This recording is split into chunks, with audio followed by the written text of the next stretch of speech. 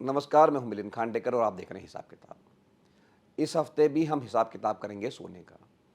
सोने का हिसाब किताब हम क्यों कर रहे हैं फिर से? भारत सरकार ने इस हफ्ते गोल्ड मोनेटाइजेशन स्कीम इसको बंद करने की घोषणा की है। 26 मार्च के बाद में जो मीडियम टर्म और लॉन्ग टर्म गोल्ड बैंकों में जमा करने की स्कीम थी, उसको भारत सरकार ने बंद कर दिया है। तो 10 साल पहले भारत सरकार ने बड़े गाजे बाजे के साथ 3 स्कीम लाई थी ताकि गोल्ड का जो इंपोर्ट होता है वो कम किया जाए। आप इस तरह से बात समझिए कि देश में हर साल 700 टन यानी लगभग 7 लाख किलो इतना सोना हम लोग आयात करते हैं, इंपोर्ट करते हैं।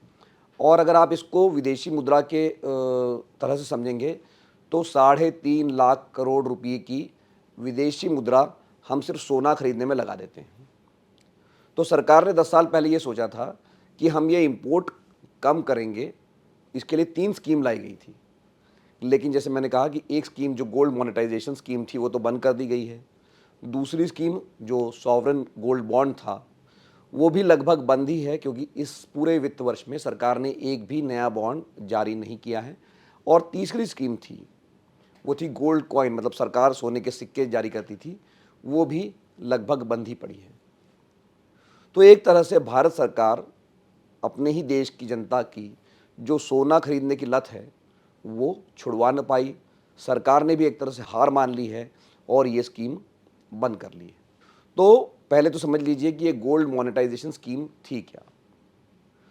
ये स्कीम प्रधानमंत्री नरेंद्र मोदी ने जब 2015 में लॉन्च की थी तो उन्होंने कहा था कि देश में करीब 20,000 टन सोना है। आइडिया ये था कि जिनके पास भी सोना है, चाहे वो सोने की मंदिरों में रखा हुआ है या वो घरों में रखा हुआ है, गहनों की शक्ल में रखा हुआ है या सिल्लियों की शक्ल में रखा हुआ है, उसको आप बैंक में जमा कर दीजिए। बैंक में आप 3 तरह के डिपॉजिट कर सकते थे। आप या तो उसको शॉर्ट टर्म के लिए कर सकते थे, या मीडियम टर्म मतलब 5 से 7 साल तक, या लॉन्ग टर्म यानी 12 से 15 साल तक आप बैंक में सोना जमा कर दीजिए। आपको सोने पर ब्याज मिलेगा 2.5%, और जब अवधि ख़त्म हो जाएगी, आपका टर्म ख़त्म हो जाएगा, तो आपको सोना वापस मिल जाएगा। तो 20,000 टन सोना देश में था, लेकिन 10 साल में आया सोना कितना पता है आपको? मात्र 31 टन। जी हाँ, 31 टन सोना ही इस स्कीम के तहत बैंकों में जमा हुआ। अगर ये 2,000 टन भी आ जाता, मतलब 20,000 टन का अगर 10% भी सोना लोग बैंकों में जमा कर देते, तो हम जितना इम्पोर्ट दर क्या, बल्कि 5% भी आप कहेंगे, 1,000 टन भी आ जाता हर साल, तब भी हमको इम्पोर्ट करने की शायद ज़रूरत नहीं पड़ती। लेकिन ये स्कीम फेल क्यों हुई?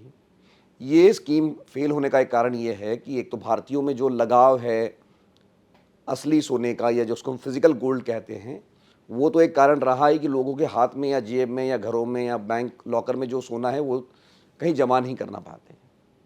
और दूसरी दिक्कत ये थी कि इस स्कीम में जब आपके गहने थे, वो जब आप बैंक में जमा करते तो बैंक उन गहनों को गला देता, पिघला देता, उसको सोने की सिल्ली बना देता, और फिर वो सुनार को या ज्वेलर्स को वो उसको लैंड करता, मतलब उनको एक तरह से गहने बनाने के लिए दे देता कि आप गहने बनाइए और जब आप बाद में सोना आप वापस कर दीजिएगा। तो ये जो लोगों के लिए दिक्कत ये थी कि लोग अपना गहने भी गलाना नहीं चाहते, और इसीलिए जैसे मैंने कहा कि 20,000 टन सोना देश में होते हुए मंदिरों में, घरों में सिर्फ 31 टन सोना ही बैंकों में आया। और अब हार कर सरकार ने 26 मार्च से ये स्कीम बंद कर दी है। शॉर्ट टर्म कि अगर कोई बैंक डिपॉजिट लेना चाहेगा तो वो ले सकता है, लेकिन मीडियम और लॉन्ग टर्म के लिए जो स्कीम है बंद कर दी गई है। तो एक तो ये स्कीम फेल हो गई, पहली वाली। इससे भी बड़ी दूसरी स्कीम जो थी वो थी सॉवरेन गोल्ड बॉन्ड। ये स्कीम तो लोगों को छोड़िए, सरकार को ही उल्टी पड़ गई। स्कीम ये थी कि आप सोने की जगह बॉन्ड खरीदिए। अगर आप सोने में पैसे लगा रहे हैं कि आपको सेफ रहेगा इन्वेस्टमेंट, आपका सोने का दाम बढ़ते रहेंगे, तो सरकार ने कहा कि हम बॉन्ड देते हैं आपको, और बॉन्ड में जब बॉन्ड की अवधि पूरी हो जाएगी तो आपको जो सोने का बाजार भाव था वो मिल जाएगा, प्लस आपको 2.5% इंटरेस्ट रेट मिलेगा।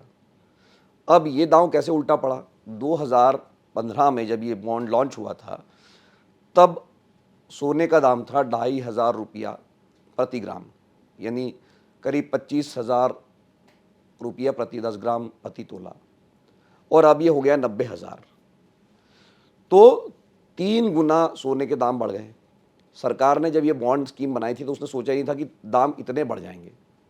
सरकार ने तो ये सोचा था कि हम 2.5% इंटरेस्ट देंगे और थोड़ा बड़ा जो सोने का दाम बढ़ जाएगा वो हम दे देंगे, लेकिन अभी जो हम अपने खर्चे के लिए बाज़ार से 8-9% पे जो कर्ज़ा उठाते हैं उससे बेहतर होगा ये गोल्ड बॉन्ड स्कीम।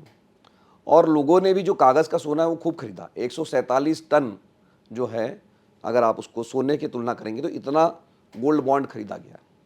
लेकिन ये सोना जो है इसका दाम तो बढ़ा नहीं, क्योंकि कागज़ का सोना था, सरकार के ने सोना तो खरीदा नहीं था, सरकार के पास सिर्फ कागज़ थे। तो जब सोने के दाम 3 गुना बढ़ गए तो सरकार के लेने के देने पड़ गए, और इस पूरे वित्त वर्ष में एक बार भी गोल्ड बॉन्ड स्कीम नहीं लाई है सरकार ने बंद नहीं किया है। लेकिन ऐसा माना जाता है, ऐसा अनुमान है कि 2032 तक सरकार में इसको पैसे चुकाने पड़ेंगे, और ये जो रकम होगी करीब 1 लाख करोड़ रुपये से भी ज़्यादा की देनदारी सरकार की बनती है। तो ये दूसरी स्कीम भी जो थी, जो लोगों को डिस्करेज करने के लिए थी कि वो सोना ना खरीदे, कागज़ का सोना खरीदे, ये भी स्कीम फेल हो गई। और तीसरी स्कीम थी कि सरकार ने खुद ही जो है सोने के सिक्के जारी कर दिए थे। तो ये स्कीम तो ज़्यादा दिन तक चलाई नहीं गई, इसका कोई फ़ायदा नहीं हुआ। लेकिन मोटी बात यह है कि जो 2 बड़ी स्कीम सरकार ने इंपोर्ट कम करने के लिए, विदेशी मुद्रा बचाने के लिए शुरू की थी, वो दोनों स्कीम 10 साल बाद फेल हो गई है। फेल होने का एक कारण तो ये भी हो सकता है कि सरकार ने थोड़ा और इस पर रिसर्च किया होता, थोड़ा और काम किया होता तो शायद ये स्कीम फेल नहीं होती। लेकिन इसके फेलियर की एक बड़ी वजह यह है कि लोगों को, जो भारत के लोगों को एक तरह से एक एडिक्शन है, एक तरह से एक लत है सोना खरीदने की और रखने की अपने पास में, वो इसकी मुख्य वजह रही है इस स्कीम के फेल होने की। पिछले हफ्ते भर में शेयर बाज़ार में ज़रूर सुधार हुआ है, लेकिन हमने पिछले हफ्ते भी आपको बताया था कि गोल्ड जो है, बावजूद इसके कि अब सरकार भी कहती है कि फिज़िकल गोल्ड मत खरीदिए, वॉरेन बफे जैसे इन्वेस्टर भी कहते हैं कि फिज़िकल गोल्ड में पैसे मत लगाइए, फिर भी हमने देखा कि पिछले 25 वर्षों की जब अलग अलग अवधि की हमने तुलना की थी, तो शेयर बाज़ार से ज़्यादा, थोड़ा सा ज़्यादा रिटर्न जो है सोने में मिला, और अगर बाज़ार उबर भी जाता है तब भी वो रिटर्न लगभग बराबरी का है। इसलिए ये बहस बराबर जारी है कि इन्वेस्टमेंट कहाँ करना चाहिए, सोने में या शेयर बाज़ार में। हिसाब किताब में आज के लिए इतना ही। अगर आपका कोई सवाल है इस एपिसोड को लेकर तो कमेंट बॉक्स में लिखकर भेजिए। मेरी कोशिश होगी हमेशा की तरह आपके सवाल का जवाब देने की। एक बार फिर से आपका बहुत बहुत धन्यवाद। नमस्कार।